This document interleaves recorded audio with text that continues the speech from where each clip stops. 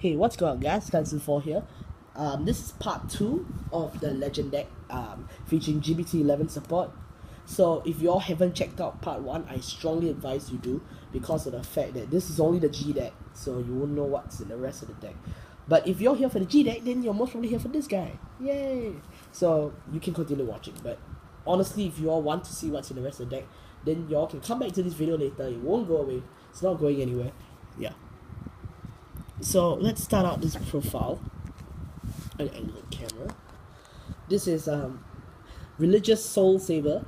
The skill Calm Blast 1. Flip over the other Religious Soul Saver, and three units gain 5k.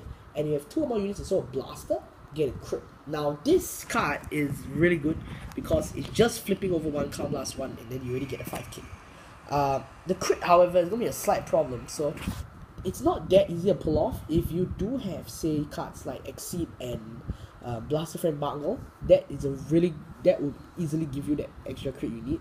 However, if you guaranteed won your crit, then you would like to play the Swords of Light series, which I do have a deck on that, but I dismantled it to make this deck. So sad. Anyway, I'm so sick. Doesn't change that fact.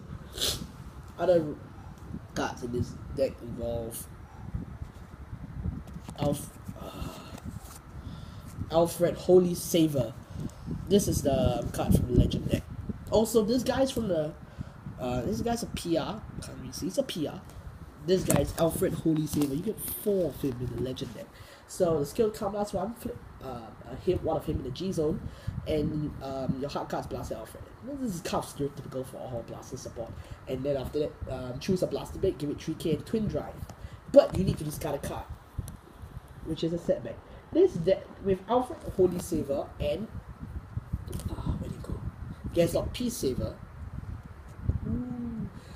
It really does burn away your deck resources relatively quickly. And if you're the type of guy who relies on Starhope and Myriad a lot, your deck is going to deck out and you're going to lose. Yeah, you're going to lose. So use this card in moderation. As in, if you don't have to use this card, as if you're not dying for defensive resources, oh, next turn he's going to strike his GB8, so I need to build up my hand, then this is probably the card you need. If not, I strongly I strongly do not recommend doing this. Sure, you can try him once as part of your basic gameplay, but do you have to try him both times and burn up quite a fair bit of resources? I don't really think so.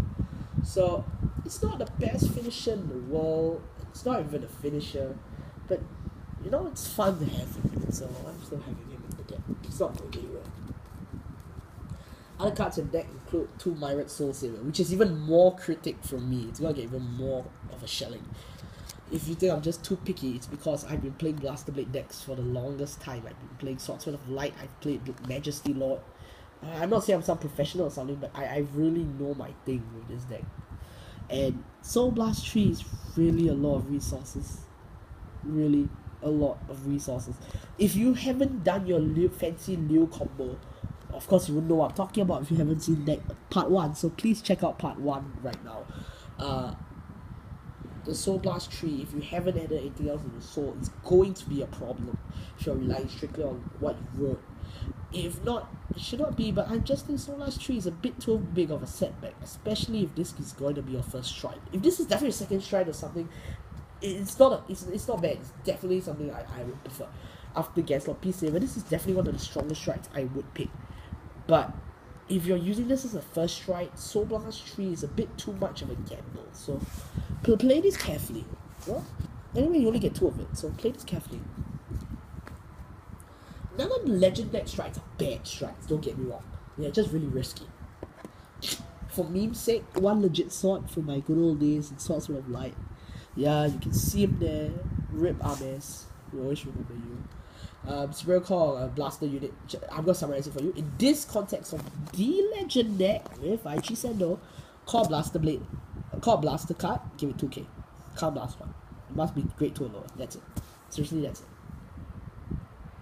This card was really overrated when Alfred Wolf came out with it because of its flexibility, but in this deck it's really quite overshadowed. So maybe this big old blue guy won't see a lot of legit play anymore, which is sad.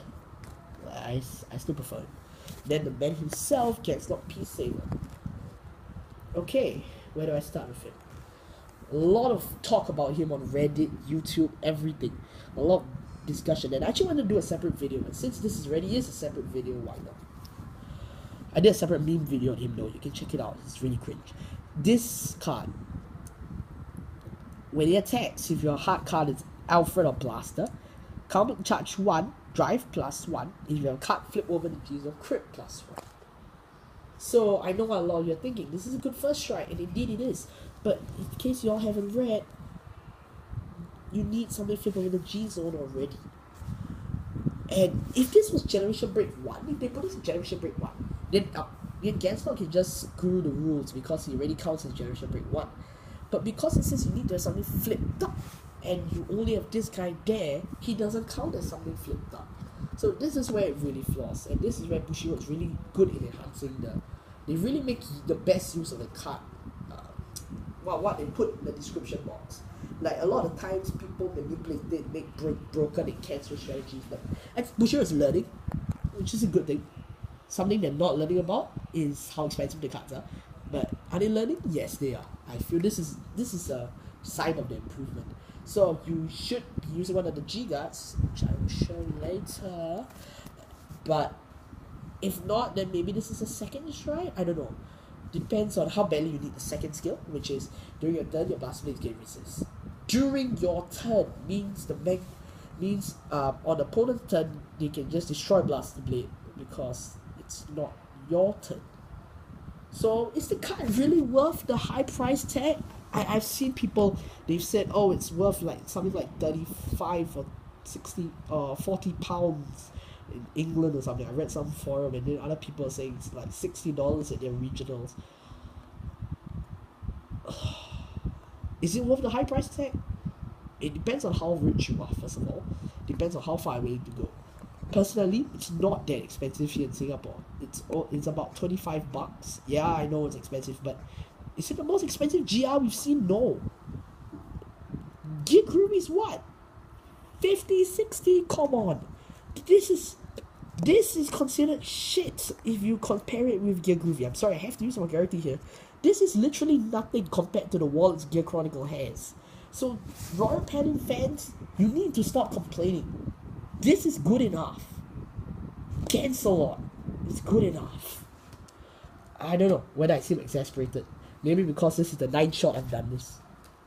I'm sorry if I offended anyone of you out there, but seriously, stop the hate. Then we have the G guards. Move on to G guards.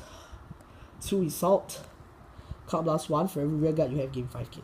This is for the fat shields that you need for the big attack. You get 2 of it in legend deck, so it's useful. If you use this against small attacks, it's not going to help. But if you use it against a bigger attack, well, it works. Especially because of the fact that Royal always kind of has 5 rear guards. Of course, if you only have 1 rear guard, don't use it. If you only have 1 rear guard and you wonder what to use, then use Myriad from GBT11.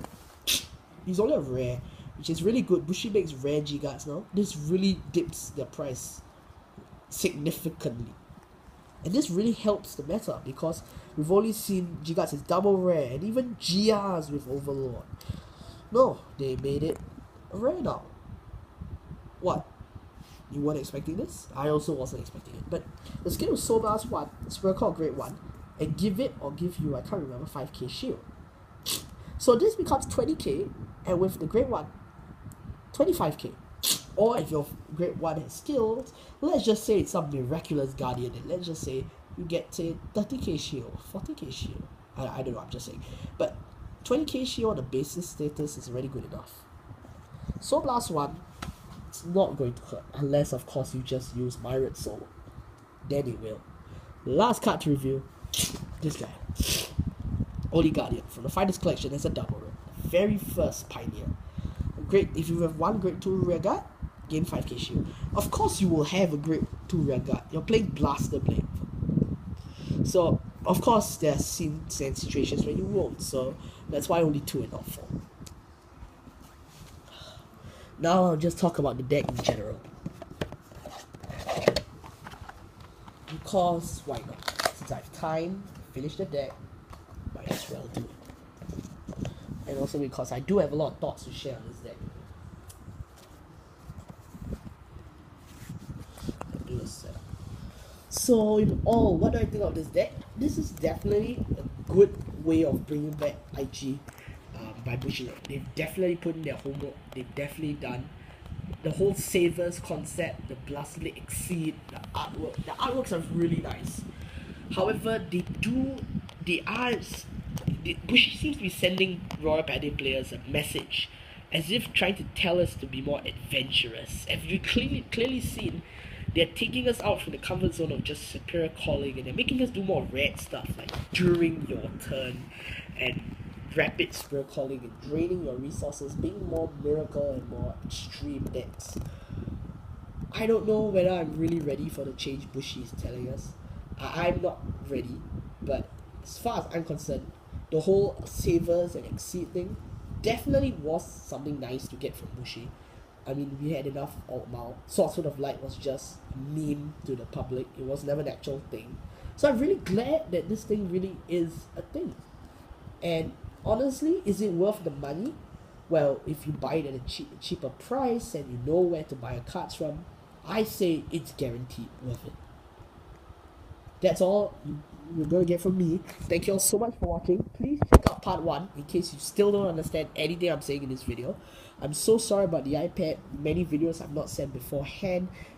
I'm really sorry, and I really sincerely apologize to every one of you who wanted to watch something and not got something. But hey, GBT11 before its official release date is here.